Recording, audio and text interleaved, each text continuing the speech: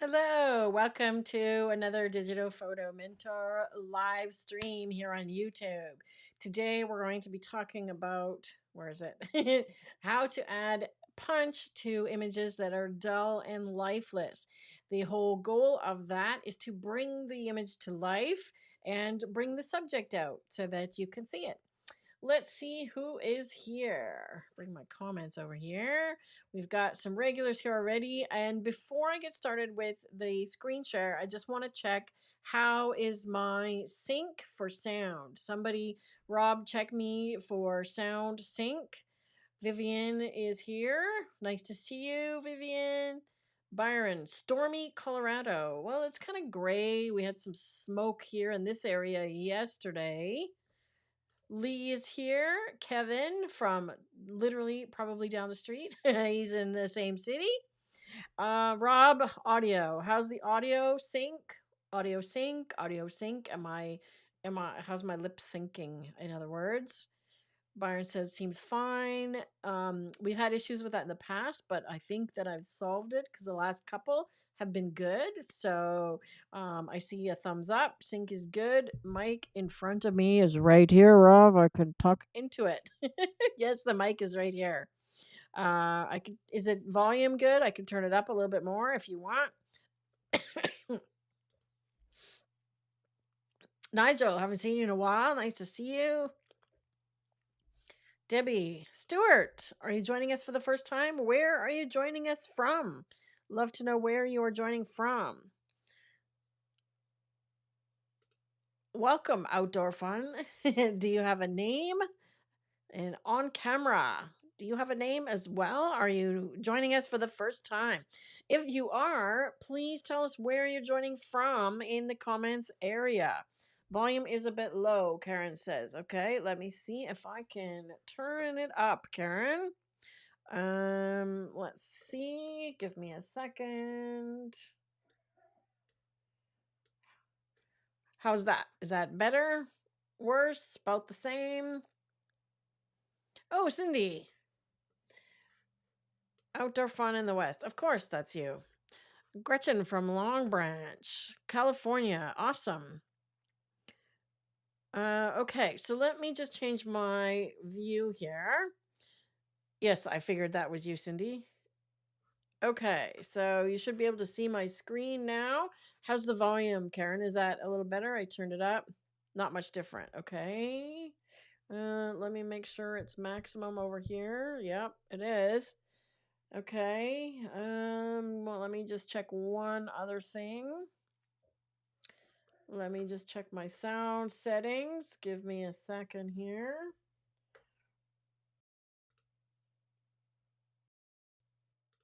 Oh, okay. How's that?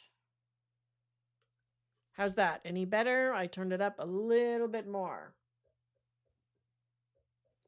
Hopefully that's good because I can't turn it up anymore. We'll probably get some really weird sounds coming out.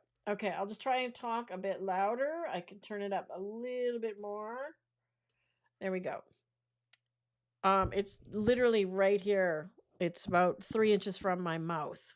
So I can't really move it any closer unless I'm sitting down like that.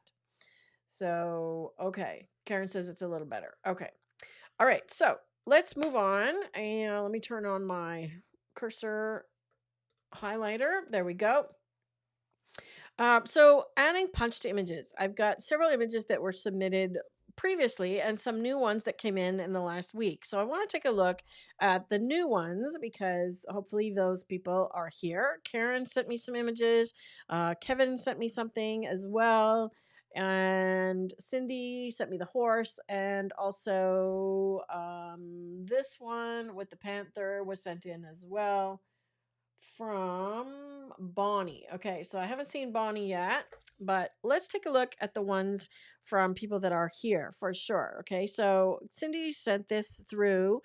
She posted this in our DPM community, and she wanted to know how to bring the horse out more, but still have like a light, airy feeling. So there's two ways to add punch and contrast. We can brighten the subject and darken the background, or we can actually do the opposite, Cindy, and we can make the background lighter. Okay, so anytime you're dealing with something, if you want it to be sort of more what's called high key, um, then oh, and you want to work in Luminar, right? So I'm going to take this one to Luminar or go look at it in Luminar.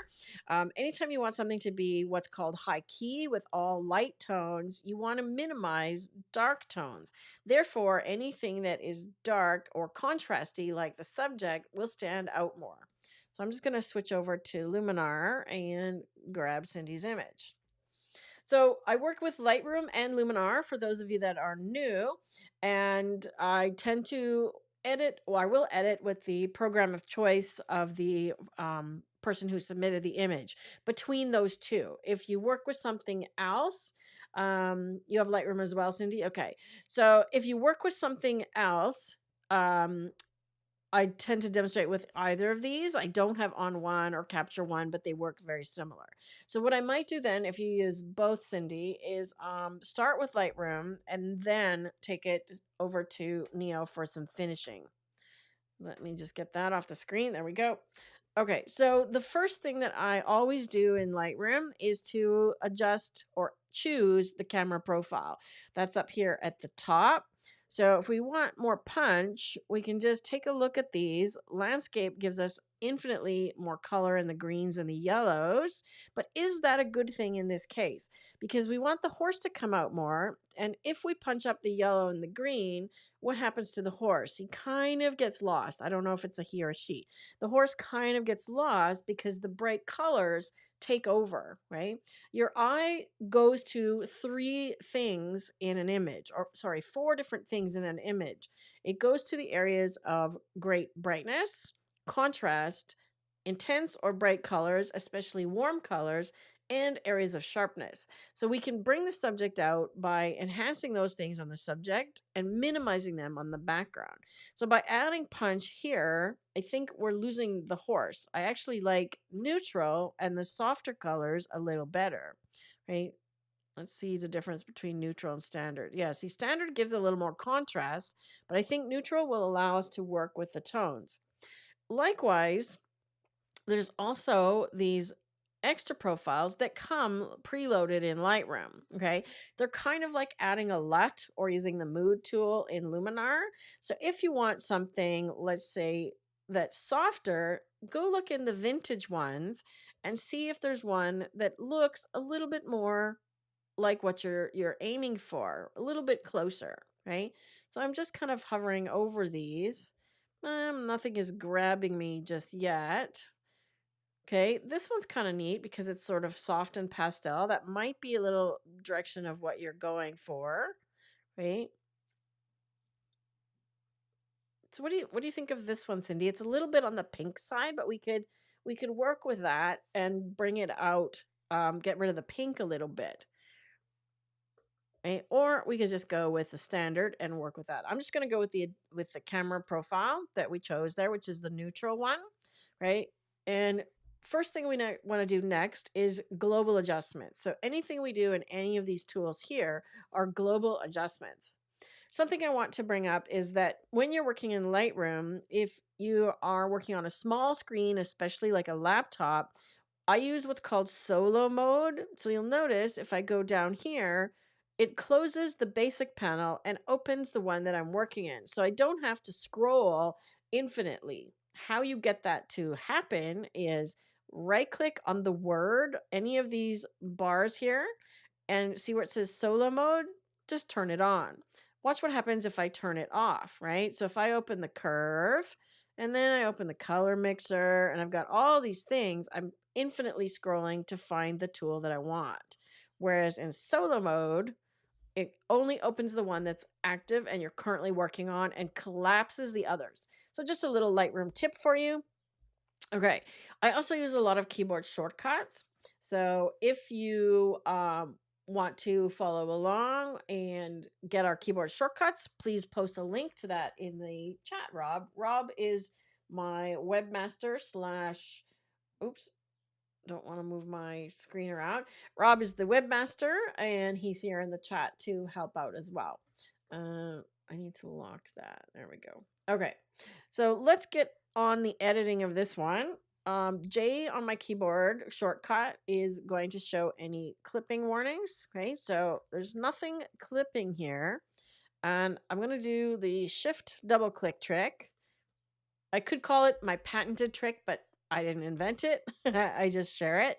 So what you do is you hold your mouse over the word white and then hold shift and then double click on the word. And what that does is it sets what's called the endpoints here and here. Okay. So now it's set the contrast. So there's a tiny bit of black clipping and looks like a tiny bit of white.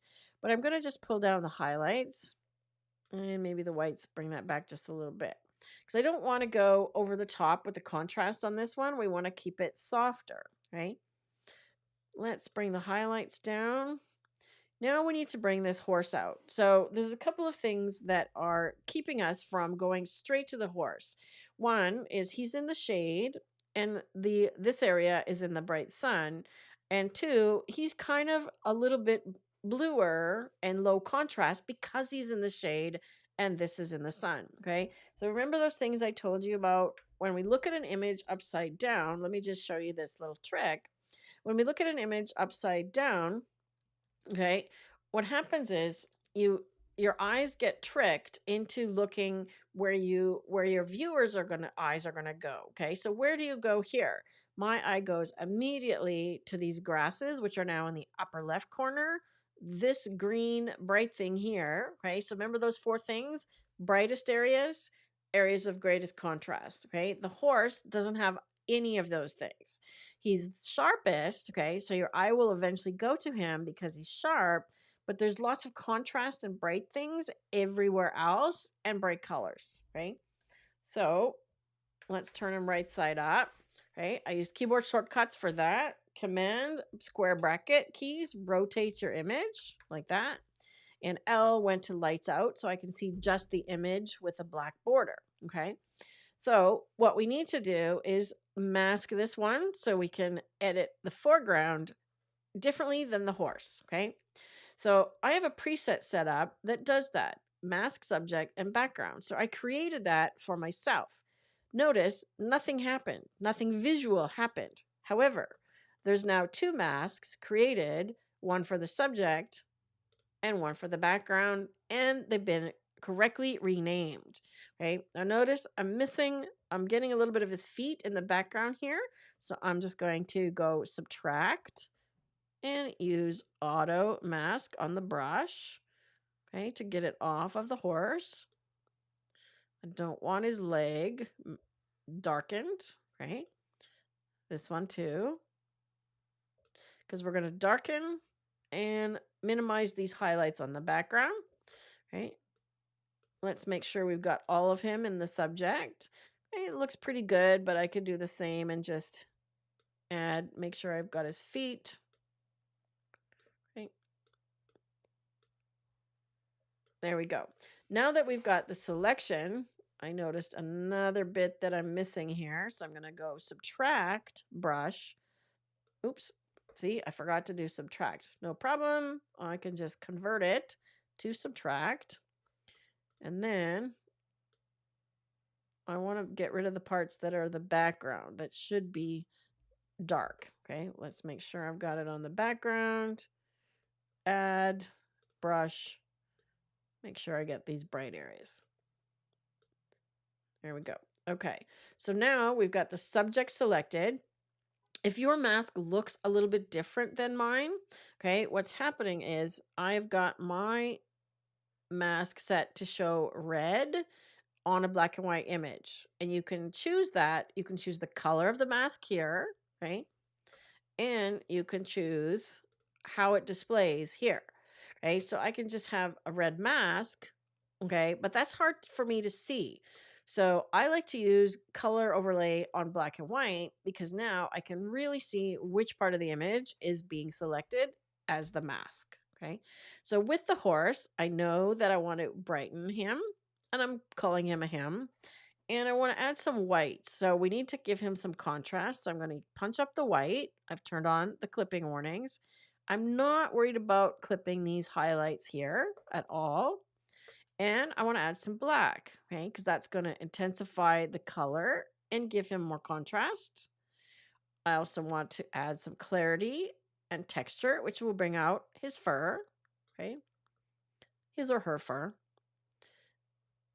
And then the shadows just brightens that brown a bit, okay? Let me turn off the clipping warnings and just show you what that mask is doing. Okay, so it's just affecting the horse, right? See how the horse is coming out a lot more on the background. Okay, now this is where I mentioned we could go a couple of different ways with this. Okay, we could bring the highlights down. Okay, so see how that's solving a lot of the problems here. And bring the whites down as well.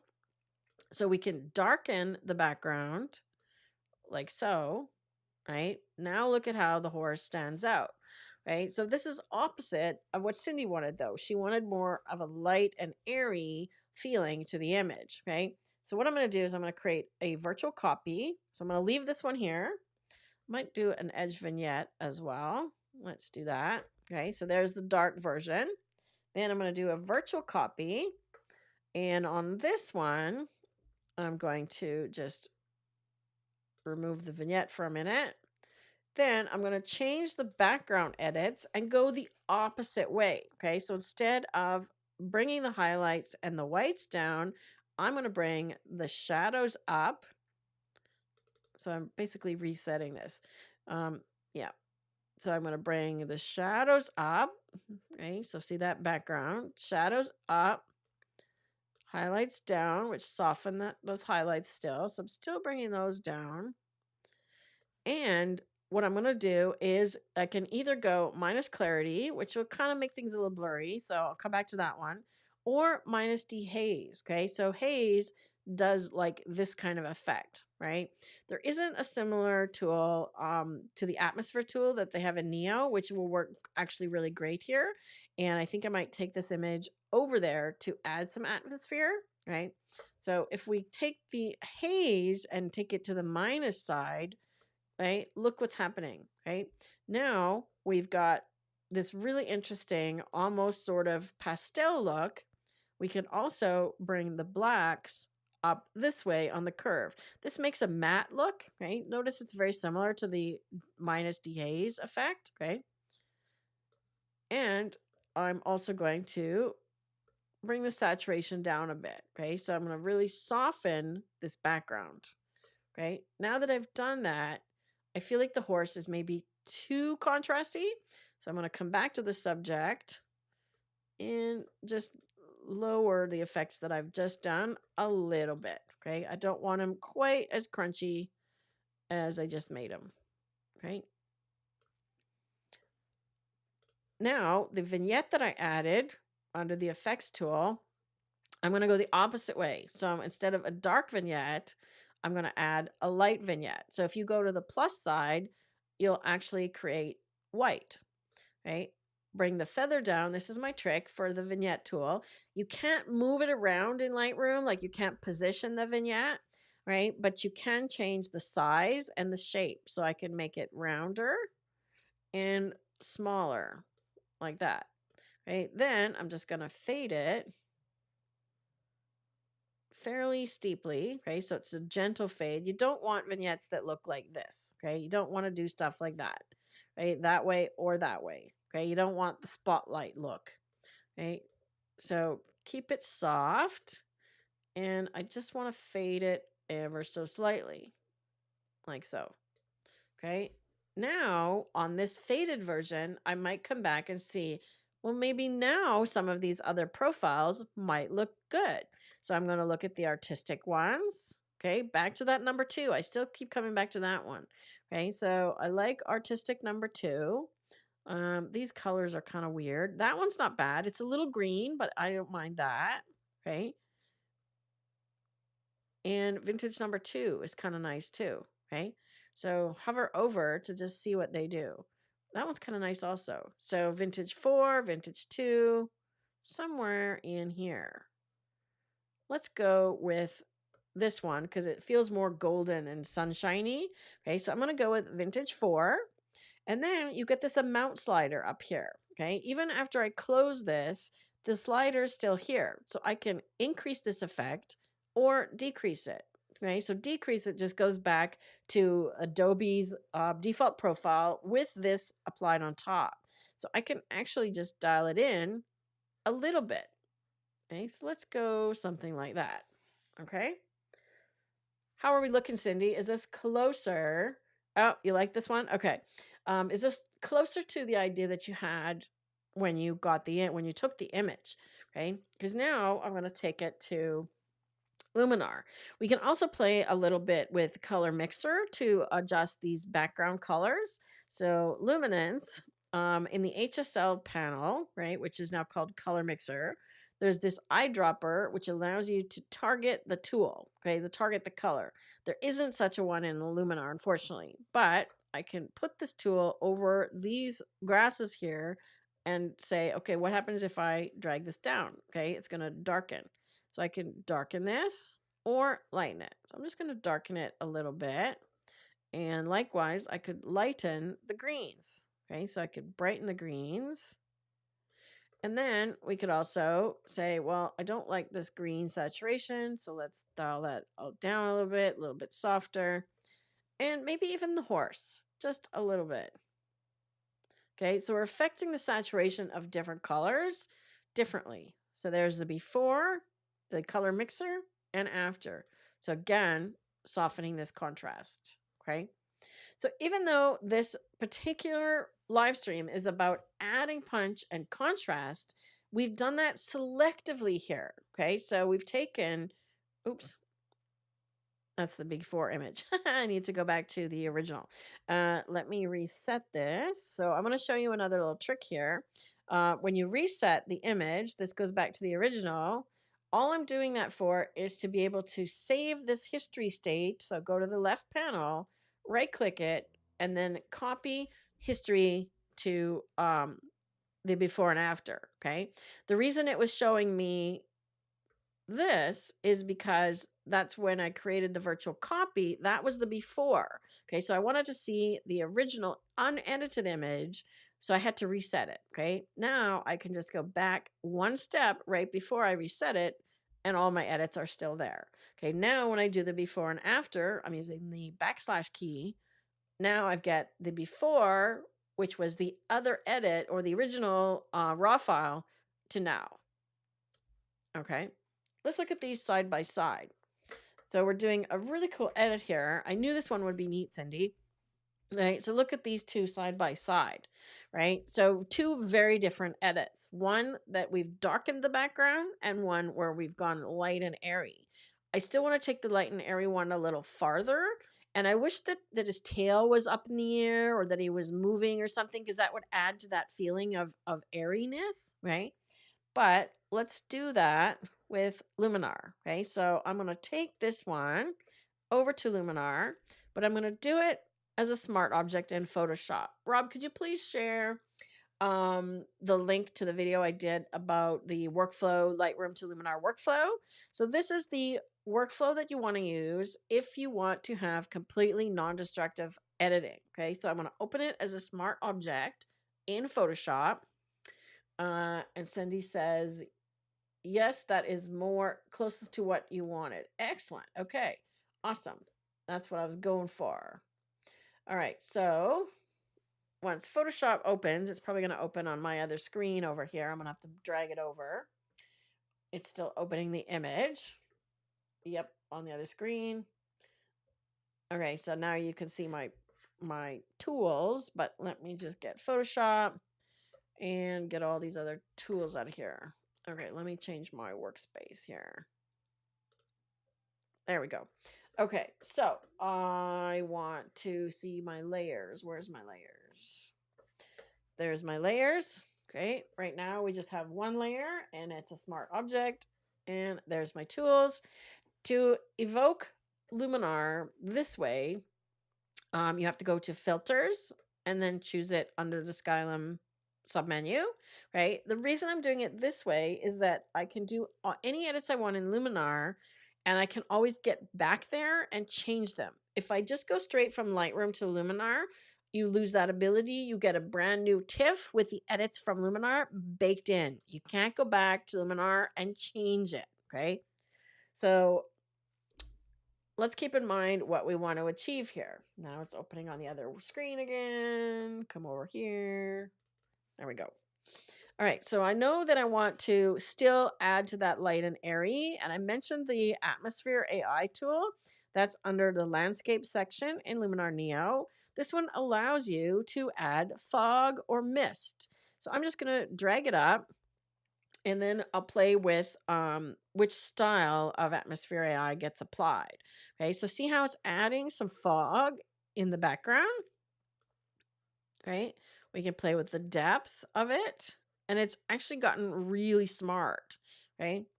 So fog goes all the way to the top of the image. Layered fog tends to only go on the bottom. Mist goes all the way as well. Ooh, that almost looks like it's a cold day and he's like breathing. You can see the horse's breath, you know, when you can see his breath. I kind of like that, right? That actually is solving some of the problems in the middle there. So we could go a couple of different ways. We could go this way. I kind of like the mist one though, right? But I want to not go quite so bright, so adjust the lightness, and maybe not quite so intense. But it's solving a lot of those issues of the dark parts of the background, okay? If I bring it forward more, you see that it still doesn't go over the horse. It's really smart, right? It's really smart. So let's keep it about there, okay? Now I want to go and use the blur tool. And I have a couple of ideas for this one, okay? Even though he's not running, we could add some motion blur, okay? So we could try a motion blur, and I want it going up and down, or do I want to go sideways? Let's go this way. Okay, so that's going up and down, and that's going sideways. So let's try sideways first. And we need to mask it off the horse. So I think object select here would do a nice job. It should analyze and find the horse. And it will find it nicely, I think, because I've sharpened him up nice. Okay, so look at that. So it's done an okay job. I'm missing a little bit, you know, it's got too much around his legs there. So I need to go in and just clean this up a little bit around his legs here.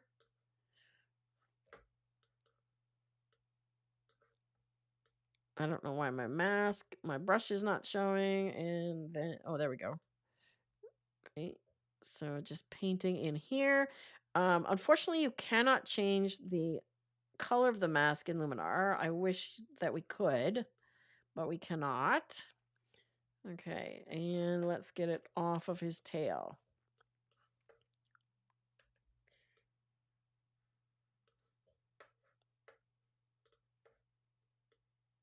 I don't know why my mask is not showing. There we go.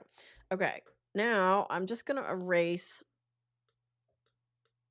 with a lower opacity, sort of all the way around him, like this. Just so that it's not quite so obvious. Around his legs. I would do a much better job. And of course, he's missing his feet down here. So I also need to solve the missing feet, right? There we go. Now he's got feet. Okay, so we're kind of creating this interesting blur effect in the background. I'm still not 100% sold on it, right? And we also need the ground behind him to be sharp, right? So I'm going to go another erase, get a really big brush, and just erase it from the bottom here, okay? So the ground itself is sharp. So now we're creating kind of an abstract, right? Maybe one more pass just behind him, like so. So it looks like the ground and the trees are taking off. Okay, so we could go more abstract here, right? That's sideways, that's up and down. We could try a twist, right? So there's all kinds of neat effects we could do. I just wanted to minimize it a little bit, okay? So instead of all of that, I think I might just do a very slight Gaussian blur, okay? Just minimize it, see what it's doing. But because I've masked it off the horse, and the foreground. You need to have the foreground sharp because where the horse is standing, okay, would be sharp right here. So this middle pass area. Okay, so he needs to be sharp and the ground he's standing on needs to be sharp. Then you can have it fall off into blur.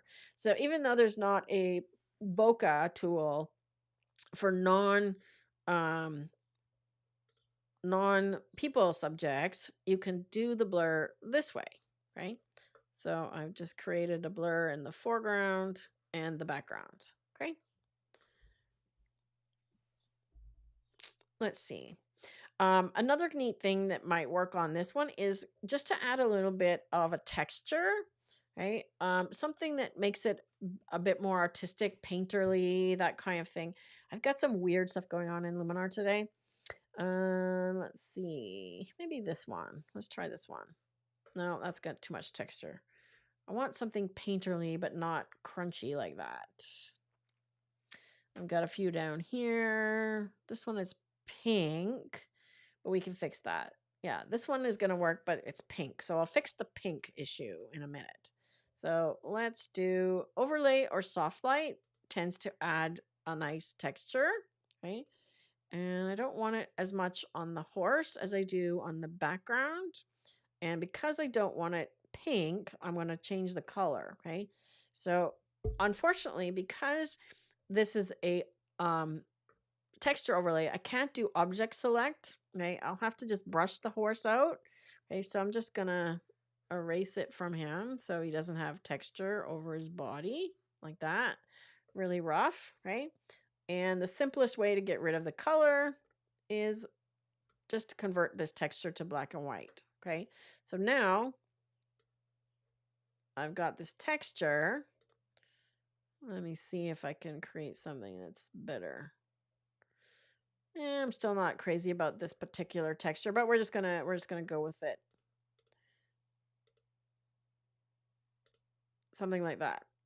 Okay, so now I've kind of got this texture in the background. And I don't like it over here either. So artistic license as to how you mask it, right? I don't want it as much near him like that. There we go. Then my other idea was to add an edge, grunge edge, something like these ones here, right? Unfortunately, there's no way to preview it. You have to just click it and apply it. This one happens to be vertical, so we need to rotate it. And if I go fit, it does that. So I'm just going to try stretch. That's good. And I'm going to show you a little trick here because I want a white edge and it's not, it's black, right? So change the opacity to 100. Then all we have to do, who knows how to do this? Anybody remember? Invert the curve. So we go to develop and put the curve upside down. Now we have white on black. And all you have to do is change the blend mode to lighten. Lighten or screen. I actually like screen. Okay. Now we have this white edge. We can flip it either direction. Actually, that solves a problem down there. Or we could do it that way. I'm not sold on this particular edge, but you've got the idea. Now we have something that's very different. Okay. So we've added some texture. And then I think overall, I'm going to go back to the horse. Make sure you're on the right layer. And I'm going to use, either Orton Effect or Mystical. I think Mystical on this one. And just kind of give them a soft glow. So there we go. Now, when I apply this, it's going to take me back to Photoshop. When I save that, it's going to bring it back to Lightroom. So this one, we kind of went a whole different direction with. Now you'll see Luminar applied as a smart object. And that's how we can get back to it, okay? Make sure you do save, not save as, when you're going back to Lightroom. Okay, so it will save a PSD or a TIFF, whatever you've designated in your Lightroom preferences, and then close, and it will bring this image back to Lightroom. Right? So let's just see our 3 versions now. Let me do another copy here. and reset it. So we have 4 versions. We'll look at the original image. Okay, here's the original image. They're kind of backwards. And the Lightroom one. Oops. And the Luminar one. Okay. Oops, where did he go? There we go. Okay, so original, upper left. Dark edit, upper right. Light edit, lower right, lower left. And Luminar after we do some funky stuff. So we've taken this image a total different direction, right? So we can have both of those as excellent versions. What do you think, Cindy? All right, let's do one that is a little bit different. Let's see. Okay, is Bonnie here? Bonnie, are you here? You've sent me this Panther, and I can work on that. Kevin also sent me a couple. Tell me what you want done on these, Kevin. Like you want to have some punch. They look pretty punchy already. There's a lot of contrast here, so I might save these ones, Kevin, for one when we do like plants or forests, because these ones are already pretty punchy. So I might save these. The one that I did of Karen's, let me just show you this one.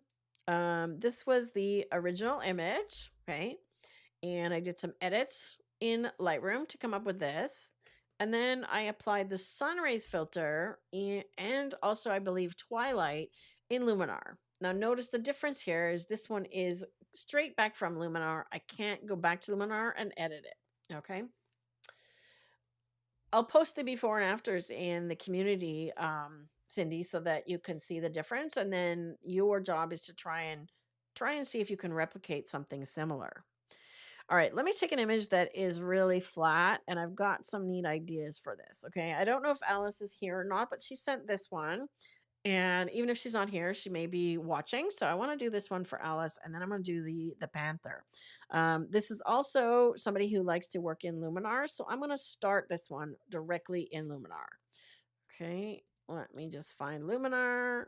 You can see all the apps that I have open. And there it is.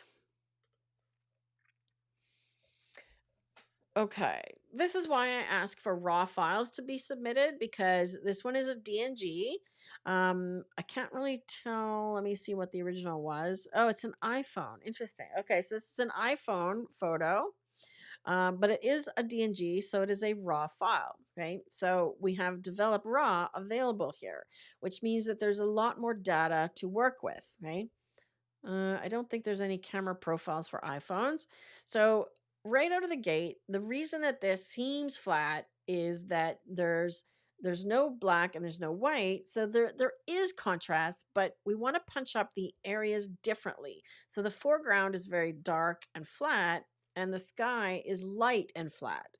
But if we add contrast overall, for example, using smart contrast, wait for it to apply, it actually exacerbates the problem, makes it worse. Now we have a really dark foreground and a really bright sky.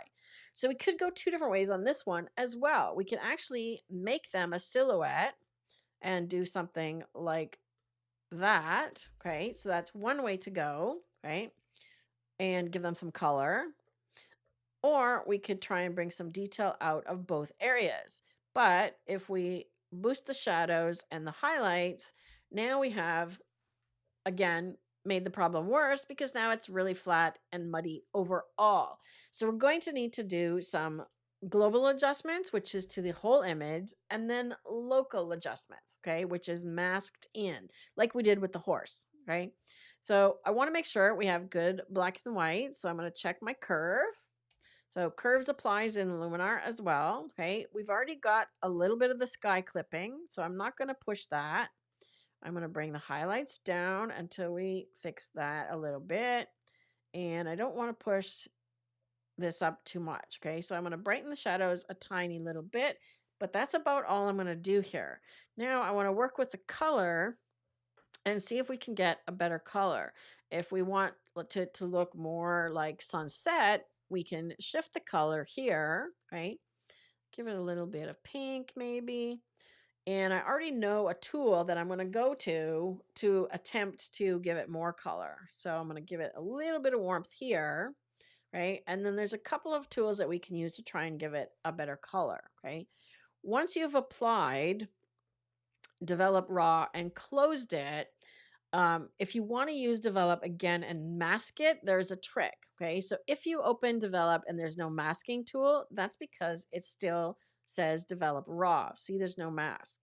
If you want to mask it, apply anything else. So I'm just going to do accent AI a little bit and sky enhancer because that actually does a nice job in this case, right? Now when I come back and after I close it, now it says develop only. Okay, so it doesn't say develop raw, and we have masking. Okay, so in this case, the first thing I want to do is I want to mask it using mask AI because I want to affect the sky and the water separately from the people and the rocks. So however I get that selected, I want to make sure I have a good mask on either the background or the foreground. Okay, then once I get it how I want it, I can copy it. So let's go with sky. Give it a second to kick in. There we go. And water.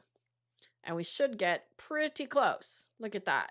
Okay, it's missing the little bit in here and a little other things over here, but you can just brush that in. Easy. Okay, I'm going to zoom in so I can brush this part in. Over here.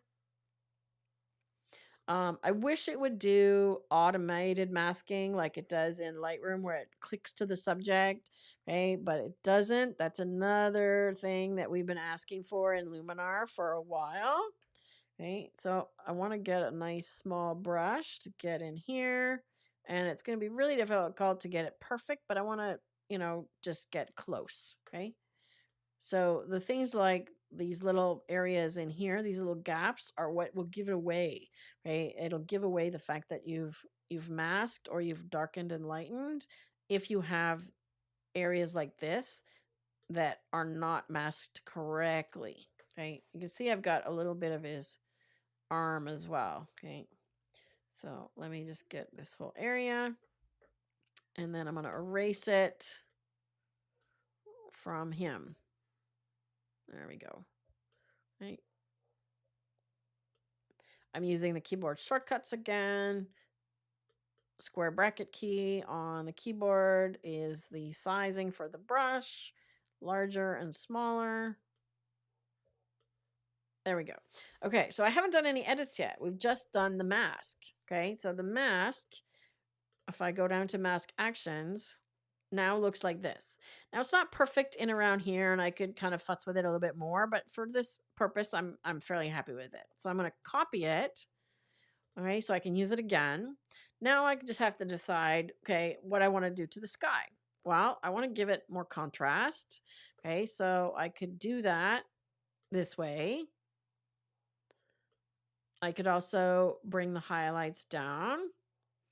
Okay, and I could also affect the color here as well. So I could give it more color towards like a nice warm sunset. Okay, we're going to work on that more in a little bit. See how now it's really obvious that it's missed these areas down here. Okay, so I do need to fix that mask. Okay, see how it's got just a different color in amongst the trees here. So you really have to watch for things like this that are a giveaway that you've done some editing and you've done some masking. Okay, so you need to get all the bits that are missing. Right. If I go over the tree a little bit, I think that's going to be okay. It's going to look better than if it's missed these areas entirely.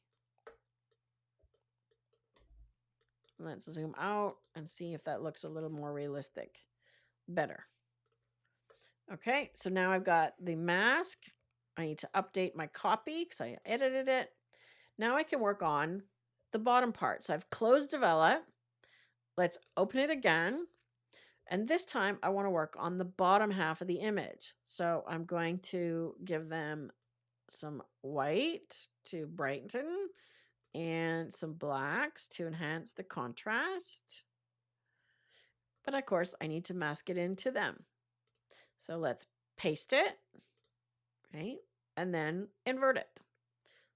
Again, I might need to do a little bit of refinement, but it's going to get me really close, okay? And in this case, I don't want to brighten the extreme foreground. So in this case, I'm just going to use a large brush and erase just one strip at the bottom at 30% strength, okay? So I've just erased the edge here. So I'm not brightening the edge as much as I'm brightening them, okay? So see what that's doing,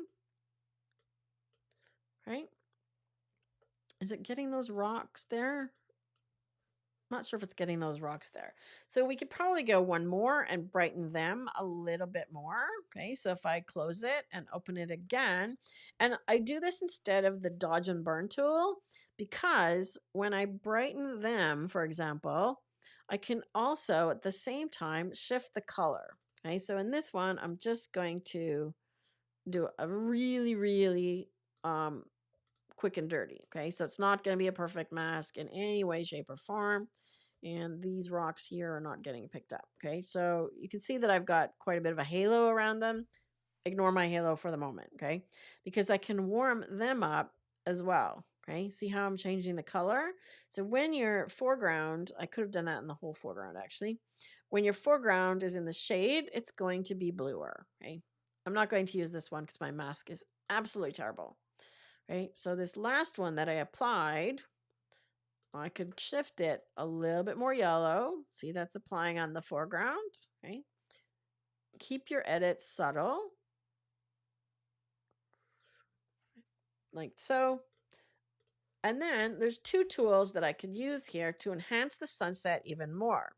Okay, we could go with Twilight Enhancer, which does a great job of adding some color. I'll try the Emerald preset. Give it a minute to kick in. See how it says applying down here? Whew, wow, hey? So we can just dial the effect in a little bit lighter. Now we've got orange sky, and you affect the color of the dawn, which is this middle section here. So I don't know if I want that one quite as bright. Okay. Make sure the horizon is in the right place. Right there. Right. And let's go a little bit pinker in the sky. So we could definitely go golden or we could go blue. Okay, so this is a great tool to affect the colors of the sky. Like so. That looks great. Another one that you can use to apply color is color transfer. Okay, so if you have an image that has a nice sunset or is golden, all you have to do is pick it. Okay, this one, for example, or let's try this one. It's going to grab the colors from the target image or the reference image and apply it here, right? I don't want the luminosity as much as I want the color, right? So you could see that it's completely changing the look. If I pick a different image, it'll give us a different color. Let's get one that's more golden. These are pretty blue. There we go. This one's kind of orangey pink. Let's see what that does. So it's kind of like applying a LUT, right? And it does some really neat things. Oh, this one might give us pink and blue. Let's see what this one does.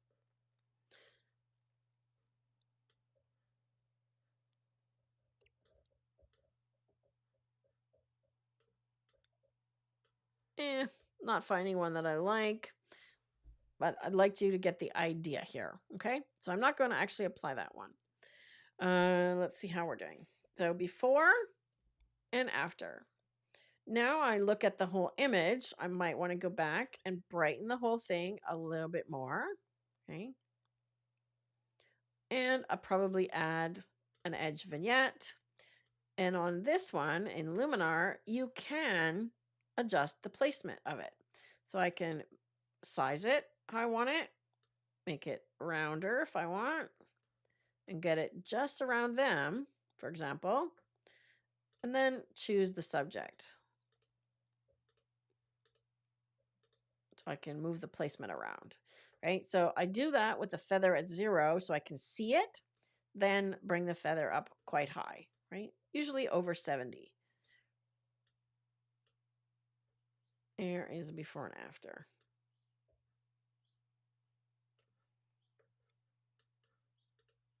Okay, so before and after.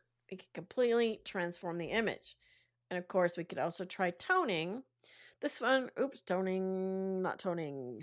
Oh, I put it in my favorites. Mood. See, I already forgot I put it in my favorites. You can apply a LUT this way.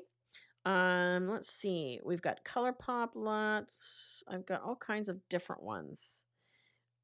I want one that's going to give me, I'm going to go with the ones that come with Luminar because I know that you'll have those, right? So you can create completely different looks with these. Under creative, these are kind of cool. Right, look at the punch on that one. That one's kind of nice. I like the idea of the yellow, but let's just dial it down a little bit. Okay. There we go. So now they're like walking off into the sunset, hopefully not jumping off the cliff. Cindy said, yes, apparently you can. It's an HEIC file, usually on a RAW on a phone. So they've converted that to DNG, Karen, I believe. Right. I will talk about the next webinar in a moment, Rob. Thank you for asking. I just need to move the comments over. There we go. And Cindy, did the foreground get darker again, or did you delete that edit? I deleted that one edit that I had where I painted over them, and I don't think I just dialed it down a bit. I think it dialed it down a bit, but overall, the original is kind of flat. I could also go in with structure. I haven't done any structure. That will help enormously as well. And I've still got that mask selected. See what that does to the rocks, right? So if I paste that mask in, oop, it doesn't like it anymore. Let's try mask AI. So if I just paste it into like the rocks, for example, natural ground, there we go. And human, maybe flora as well. My Luminar is very slow today. I don't know what's going on. I installed an update, and it's doing weird things. It was doing weird things with Relight AI and human. There we go. It's not picking them out. Okay, so that looks pretty good though. It's doing a weird thing around the trees, so maybe I would turn off flora on that one. And I closed it. Let's come back here. Let's take it off. So natural ground and human. Might have to clear it. Sometimes it doesn't. Oh, there we go. Yep. Right. So I just punched up the rocks a little bit now with the contrast and the structure. Right? Let's do another one. Which one would you like of yours done, Karen? I've got this one that you've just sent. Okay, we could punch this one up. Or you previously sent some from Africa, though this one or this one.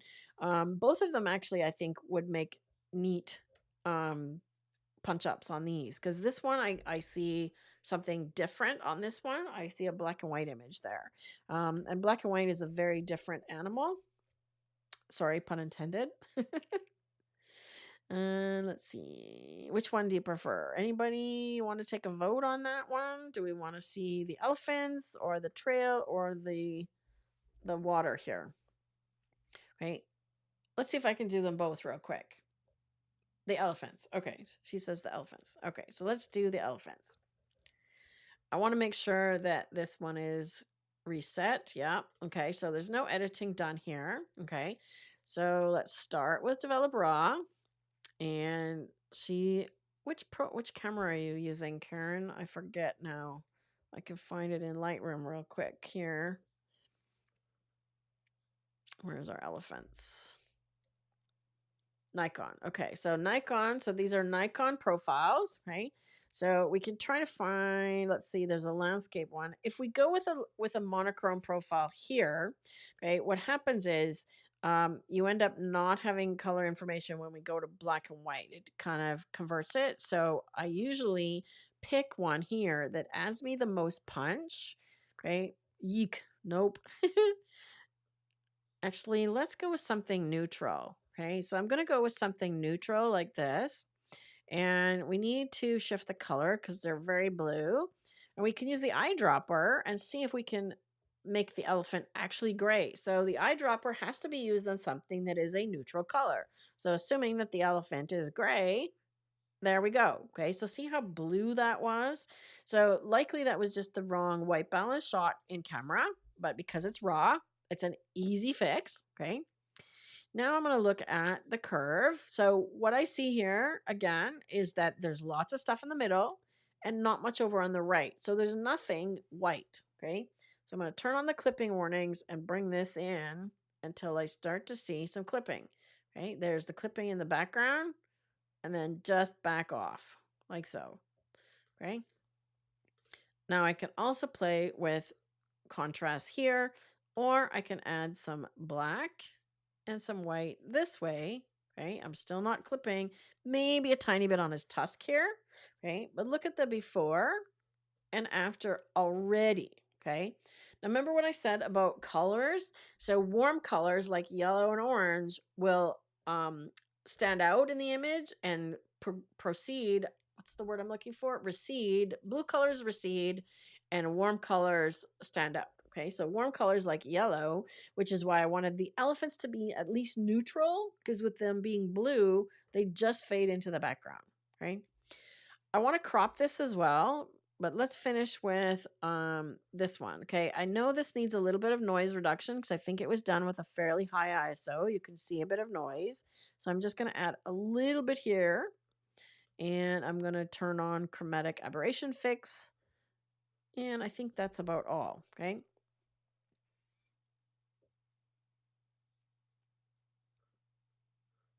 Is that making them blurry? I might add a little bit of sharpness to combat my noise reduction. Okay, so it's always this dance. So I'm going to close this. Right. And I'm going to do a crop on it because we've got elephants cut off on this side and space over here. And this is my vision for this one, Karen. Okay, because there's sort of layers of stuff in the background, but I've got this neat one where I can do like a pano type of crop. So let's do something super narrow, little bit of foreground, and go more like this.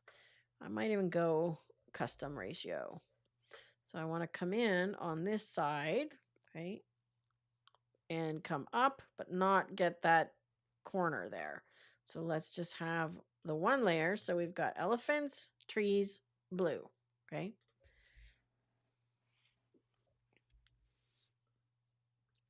Already look how much more they stand out. So before and after, right? Now we could go straight to black and white, or I could go and edit color a little bit more first. So if I go into the HSL panel and work with luminance, I can darken the blues. Look what that does there, okay? And I can also shift the green. So the green is a little bit on the blue side. So I could shift the greens a little more this way. I could also make the grass more orange or more yellow. Oops, that's saturation. That's not what I wanted. I wanted hue. There we go. I can shift the greens more this way, so it's a little bit less blue, and shift the oranges and the yellows as well. So let's go like that, right? Come back here. Did I darken the blue? Ooh, there's lots of cyan in the trees there, so that's interesting. See how much green there is in the grass?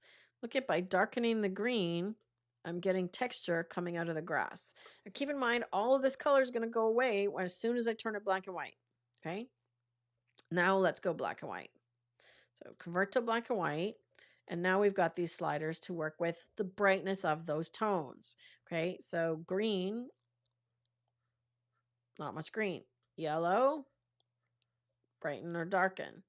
Okay. So blue, this top color. So the colors that we just affected previously are applying in black and white as well. Okay. So before and after. We could also go to something that's more like a partial coloring. Okay, so we could do half on everything and do a faded out color, maybe even 25%-ish. Okay, so this is more of a faded out color.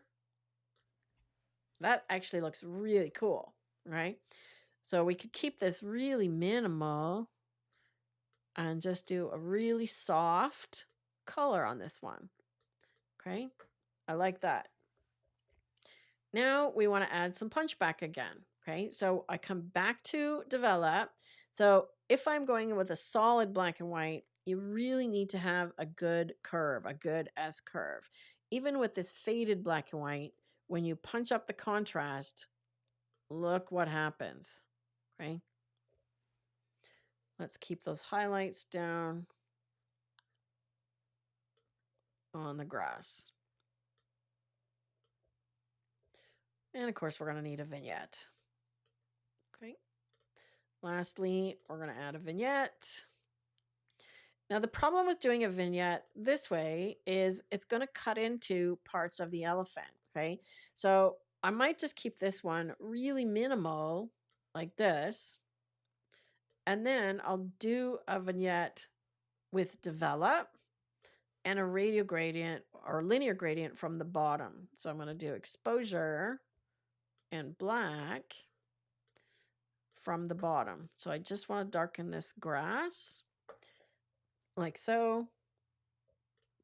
And if I want to darken the top, you can't add a second linear gradient, unfortunately, but what I can do is just get a really big brush and just do one pass across the top. And I can even come down this side here, right? So it's almost like it's custom dodging and burning is what it is, basically, right? So I'm creating this dark edge, right? I want to bring some structure out in the elephants as well. So remember, contrast and boosting contrast, structure and sharpness applies that to that as well. Let's see if it picks up animals here. I can't remember if it's added animals to the list of Mask AI or not. I feel like I need music in the background here, Rob. While this is happening, I can definitely tell you about the next webinar. Yeah, unfortunately, it's not. So let's do object select. The next webinar that I'm going to be doing is 10 portrait mistakes that you need to avoid. And the way that you access that webinar is by becoming a full community member. So Cindy and Karen that are here are community members. Come on, elephants. It's not selecting them. Interesting. Oh, there we go. Come on, elephants. See, my Luminar is really slow today. If you could please share a link to the community, Rob, to join the community, that would be awesome. And Karen and Kevin and Cindy, any of our other members, who else is here? I think Vivian was here, Byron is here. You can tell other people why they want to join the community. There we go. Okay, it's just taking a really long time to pick up these elephants. So I just want to add contrast to these guys in the middle. I'm going to get this guy's head as well, his ear. There we go. Okay. Now I want to copy this mask. So there's our structure. We can also go with dramatic and paste that into them as well. Mask that into just the elephants. I really like this tool a lot. Right. So let's just paste that in to just the elephants. And I'm changing my mind. I think I'm going to go all the way back to this black and white tool here and get rid of the color entirely and just go with a full black and white image. Let's see how my edits are after the fact.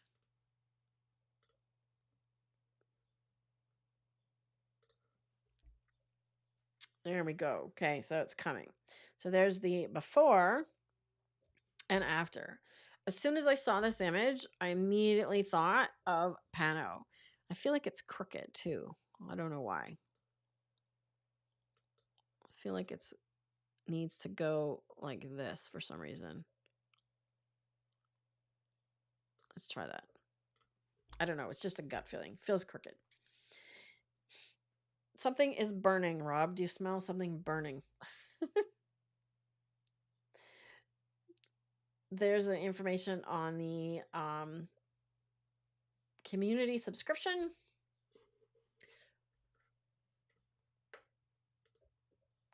Karen says it's a great place to learn, meet others, and have fun. Yeah, I don't know why you can't add two gradients. I wish that you could add two masks like you can in Lightroom.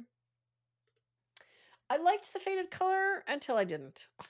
So if you wanted to try both, of course, you could just do a virtual copy and have one with faded color and one full black and white.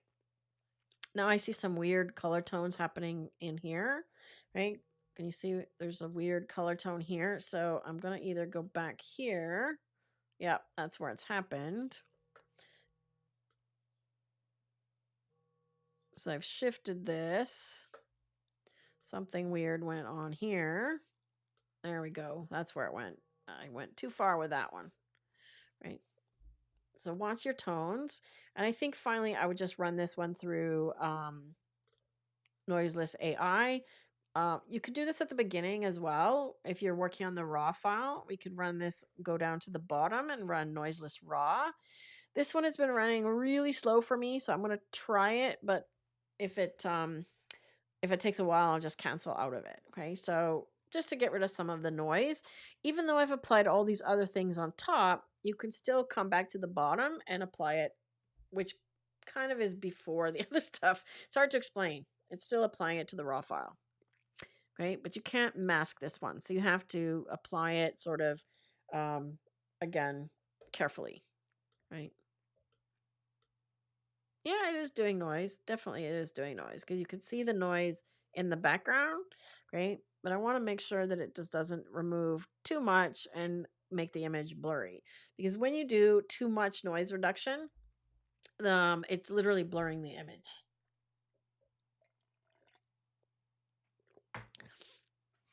Wait for it to sharpen. I feel like they're not quite as sharp as they could be as well, right? Like maybe they're moving a little bit, right? What was your exposure on that one?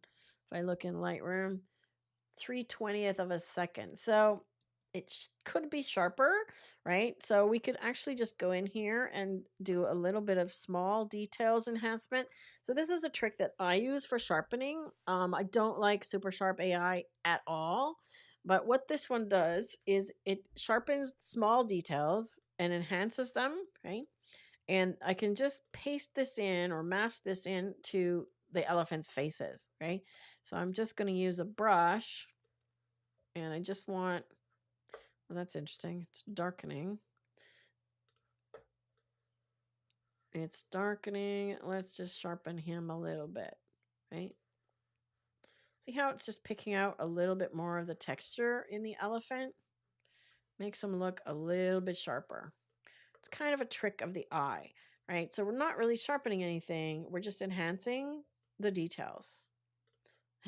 Maybe this guy's butt too. Sharpen his butt. And this guy's eye. Right?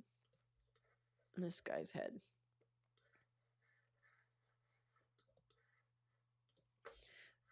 I can zoom out one level. That would help me.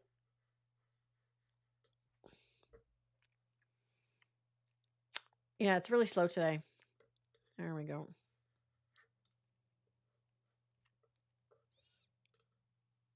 Can you see the difference there? It's just sharpening up their faces and that one guy's butt. I could do this guy as well. I didn't do him. Okay, so make sure when you're masking, you come in close, but then you also zoom out. Look at his wrinkly butt. I love his wrinkly butt. I love his wrinkly butt. There, that's a better job masking. So I don't need to be perfect with this one. I just want to pick up some details. There we go. See what it's doing? It does look sharper. I know David has mentioned before when I'm doing this, it's not always obvious with the colors. So I try to do things to an extreme. So let me just take these up to the extreme so you can see what it will do. Now you can really see it. Okay. But it adds a lot of noise if I do that. But see the difference now? Okay. So that's what it's doing. I'm just doing it to a lesser degree. Okay. Like so. That's a great image, Karen. I love these elephants. Elephants are majestic, I think. I think they're fantastic. Right? So see how much contrast they have now. I'm still working on a lesson right now, actually, for the Luminar course, on the updated course on adding punch and contrast to your images there as well. So lesson 39 will be coming very soon. Now, I want to do this image for Bonnie. Right? So she sent this image of the panther while we're on the animal theme here. And she said, let's see.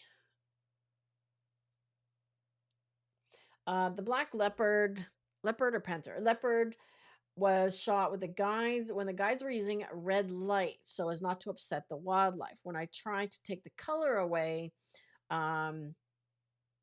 Giza, I'm not even going to attempt to pronounce it. Beautiful darkness, and Swahili looks muddy. Please, she's so beautiful in real life. Please help. Okay, so I've already edited this image and I want to show you the after right away. Okay, so this was the edited version sent to me by Bonnie. Okay, but it actually, this is the raw file, so it's a DNG. Okay, but it is edited. Okay, so if I look at the before, that's the original image. So what she's talking about with the red lights, you can see. Right, where did it go? Then I did some editing, and this is what I came up with.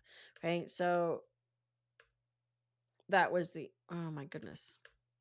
Let's do a reset on this one.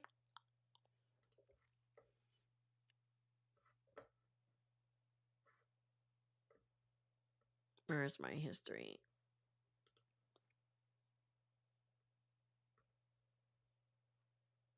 Okay, so that's the original. Let's copy this settings. And that's what I've created. Okay, so there's the original. And that's the edited version. So I get what she's trying to do here. But the problem is I can see all of her settings because she sent the raw file with settings. Okay. I can see which things have been affected. So sharpening has been increased, but not masking. Okay. So the masking slider, you want to bring this one up higher. You want to bring sharpening up higher. And the masking slider, you want to increase because then it's only sharpening the edges of things. I'm holding down the Alt Option key right now. Okay. So then it's only sharpening the edges. Noise reduction here is not the best way to do noise reduction. I would leave this one at 0 because you can see what it's doing. Okay, so if we zoom into 200%, you can see that the image is really noisy, but this is what she had. Okay, so when you crank it, yes, we're getting rid of the noise, but look at how unsharp the image looks now. I have to do a reset on this one to get a before and after too. Okay, let's do that. Copy history. Okay, so there's the before. It is noisy, right? But when we add this noise reduction, let me just turn this part off. Okay, there's the noise. look how blurry it is. You don't even see her fur anymore. Okay, so you really have to be careful. I almost never use this noise reduction, right? Because this one in Lightroom now that applies to raw files only is really good. So let me take you over to this one and I'll show you what I did. Let me just walk you through all the edits, right? So basic panel, I've applied a little bit of brightness, boosted the shadows and the whites a little bit, okay? So if I turn that one off, I've also adjusted the color a little bit here, okay? So as it was shot, the color was very pink. So I just shifted the color to be more yellow, okay? I may dial the saturation down a little bit as well, okay? Because I don't want the ground to look so yellow. Actually, that's a lot better, right? Then I worked with the color mixer to remove some of the yellow and the orange, darken some of the yellow and the orange, right? So I used luminance. So that's darkening the background a little bit. And then I just used effects to add an edge vignette. So that's all I did in these tools here. And I applied that same subject and background mask that I showed you earlier, as well as I did some edge darkening. So I did 2 linear gradients, the thing that you can't do in Luminar, to darken both edges. And then this one here, I should rename this one, to brighten and enhance her eyes. Right? Actually, I darkened them. Okay, so watch the eyes here. So they're kind of washed out. Now I've intensified the color of the eyes. So they've got these beautiful green eyes. On the subject, right, what I did was I removed, let me show you this mask. I darkened the highlights down, gave her some texture, okay? And then I used the point color tool to remove the blue. Let me delete this and show you how to do this one. One of the things that was a pet peeve of mine in Lightroom is that you couldn't use the HSL tool to adjust the color of just one thing. It was a global adjustment. With the addition of this point color tool, now you can. So what I did was you click the eyedropper and then I selected this sort of bluish tint on the cat's head, okay? And you can check off this button down here for visualize range. So it'll show you what it's going to affect in color. But I wanted to lower the saturation. Do you see that? Look at the blue on the panther or leopard or whatever she is, okay? Lowering the saturation takes that blue out, okay? Look at that. Beautiful. On the background, I did the same with the yellow, okay? So I removed a bunch of the yellow that way. Okay, so targeting with the masks for subject and background, I was able to select the Panther. And I think I cropped this one a little bit as well. I cropped in a little bit, so I got rid of some of the stuff on top because she needed some space in front of her. There was a lot of space above her and to the left, so I cropped in a little bit, okay? So when we look at the before, it's really bright on this side, so I've evened up the light, and it's really got this red color, okay? And after. Now, the only piece that I didn't do yet was the noise reduction. So let's go to details, okay? I'm going to sharpen it and use that masking slider, okay? Then I'm going to run noise reduction with this tool, okay? So noise reduction with AI. It's going to make a new DNG file and it'll be way better than the noise reduction we looked at a minute ago. So you get this preview. It's the enhanced tool, okay?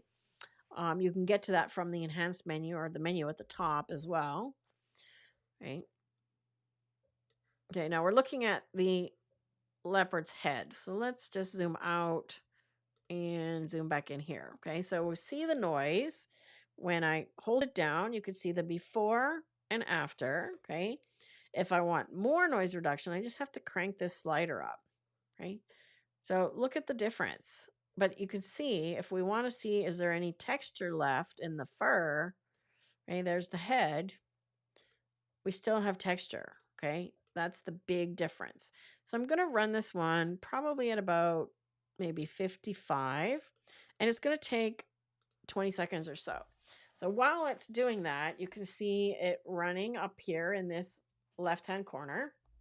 Do we have any questions about any of that?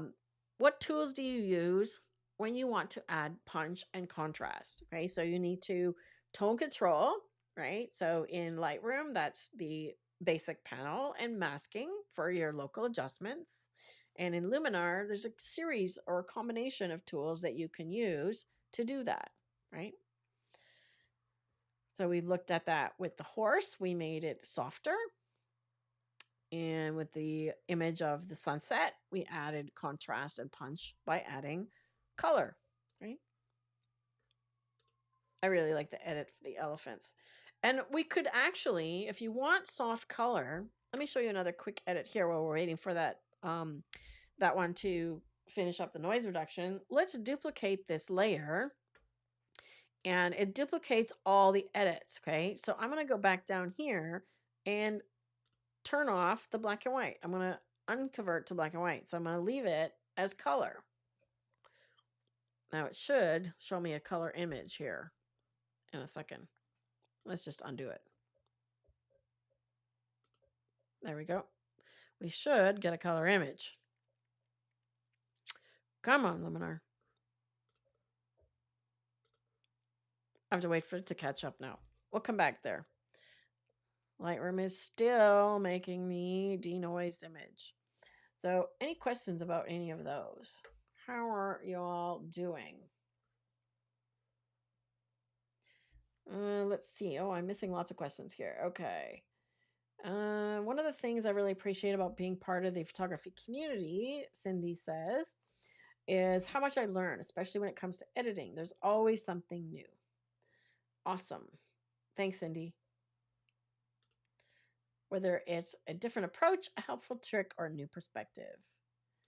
I love being able to share my work and hear what others think. It's such a supportive space. Getting feedback from fellow photographers helps me grow. And Lee's given hers as well. Comment community is a fabulous place to continue learning and try out new things. So she's echoing what Cindy said. Hard to get sharp photos in a jeep full of people in regards to the elephants. Yes. Yeah, I get that. That's tricky. It's a tricky situation. Obviously the Panther is in the dark here as well. Thanks for watching, Lee. I'm glad you're getting a lot out of that. All right, let's see. Lightroom is still doing its thing.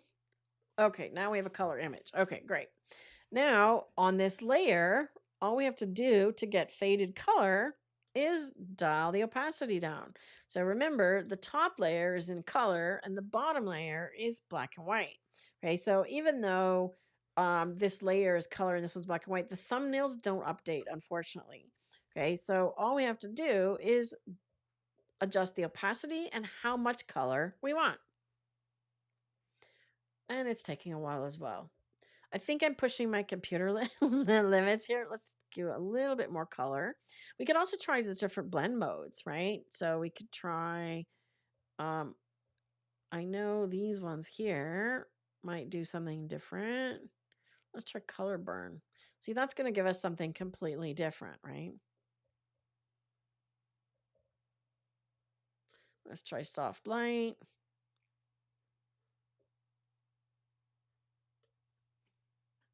So really soft color. I think normal blend mode was the best.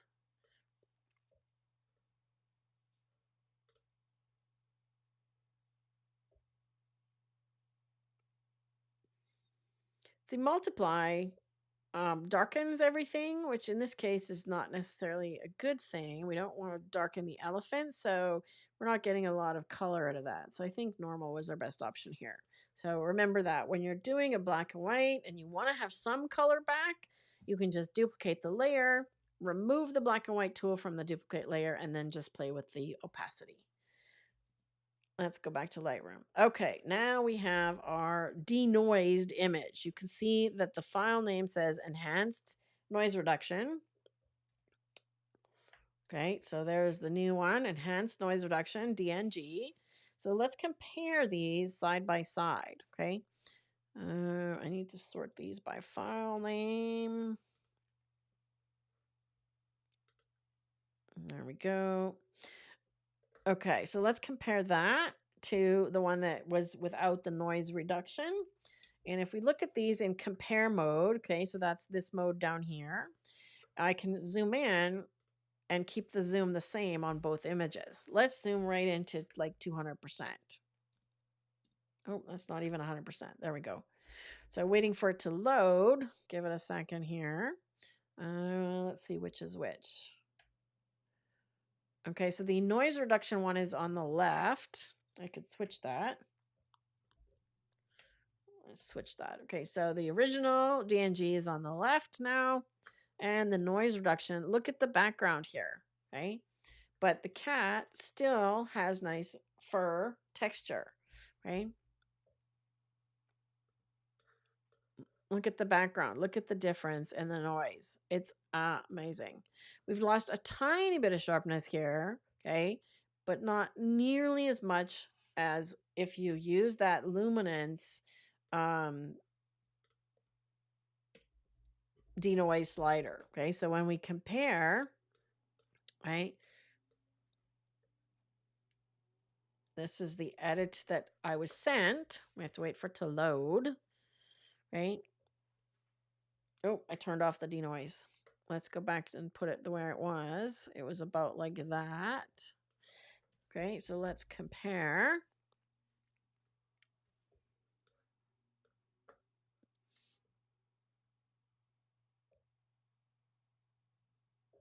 Oh, I think I got the wrong one. I got the wrong one. There we go. Okay, so here's the enhanced noise reduction one, right? Compared to this one that has the noise reduction luminance slider pulled down in develop raw. Look at how blurry, and there's almost no detail in the fur compared to this one. Okay, like you can see the difference even at this distance, right? Look at the difference in the fur, right? And if you want smooth looking fur like that, we can make smooth fur, right? We could select it or take less texture off her, because I've done a mask to add texture because I wanted to pick up the detail in that fur. But look at how shiny she is, right? I could bring her highlights out even more as well. Right, so let's take her back in here. Let's get the right image. There we go.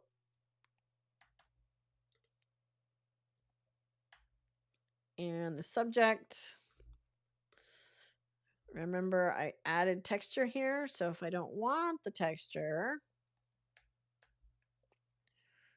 we can actually make it smoother, or even go the opposite way if we want her to look shiny and smooth. But let's bring her highlights up. There we go. See that? So now she looks smooth. So you control that with the texture slider. You want detailed fur or you want sleek, shiny fur. Totally up to you. I kind of like the detail myself. And there we have our Panther.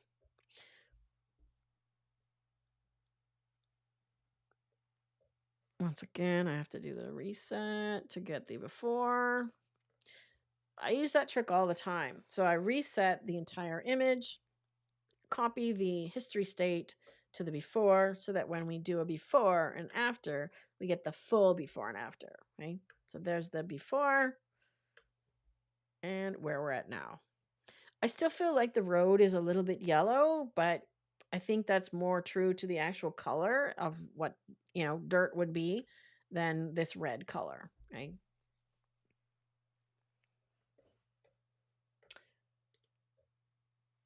I'm glad you enjoyed it, Byron. I didn't do one of your images. You sent me one though, didn't you? Let me have a look. What did you send me?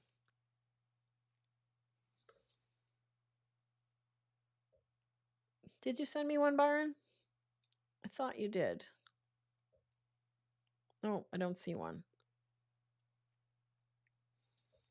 Cindy, I think. Cindy and Karen. So, yes, great transformations. Let me come back over in here. There I am. Um, Thanks everybody for attending. We're trying to get back, or we're doing a good job at getting back to our regular schedule here.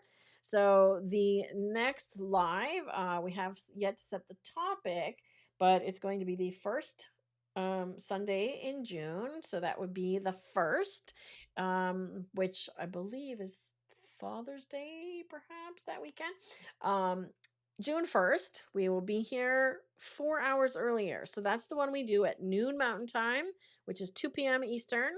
And then the third Sunday, which is June 15th, will be back at the same time as today.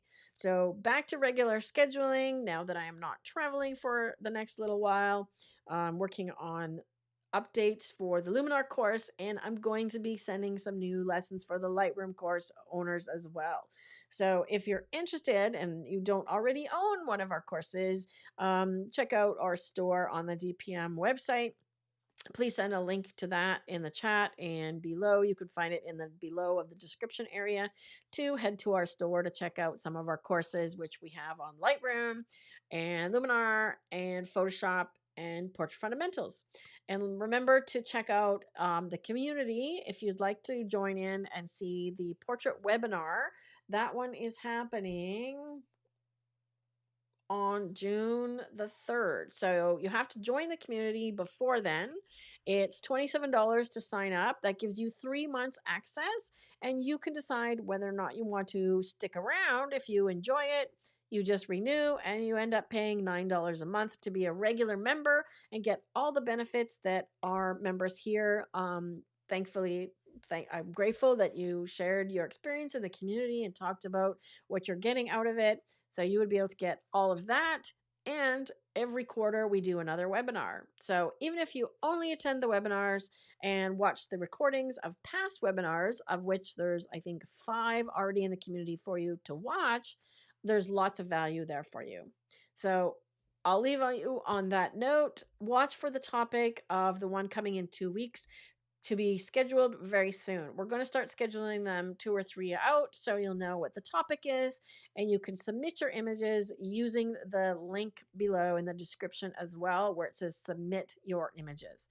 So if you have something on the topic or the theme that we're doing for that week, please send us the raw files, and as you've seen today, your image may get selected for demonstration. And if not, there's lots to learn just by watching. So thank you all for being here today. Thanks for coming. Thanks, Vivian. Thanks, Cindy. Kevin had to get that in there. Sorry, Cindy. We got 2 other friends here. What can we do? Next up, Dallas. Here we go, Kevin. I'll look for your image, Byron. I think I may have put it in a different category if it didn't fit for today's category. So if you submitted one and you don't see it in here, it's probably gone to a different category. All right. Thanks for joining everybody today. Take care, and we'll see you either in the community, hopefully, or in 2 weeks from today.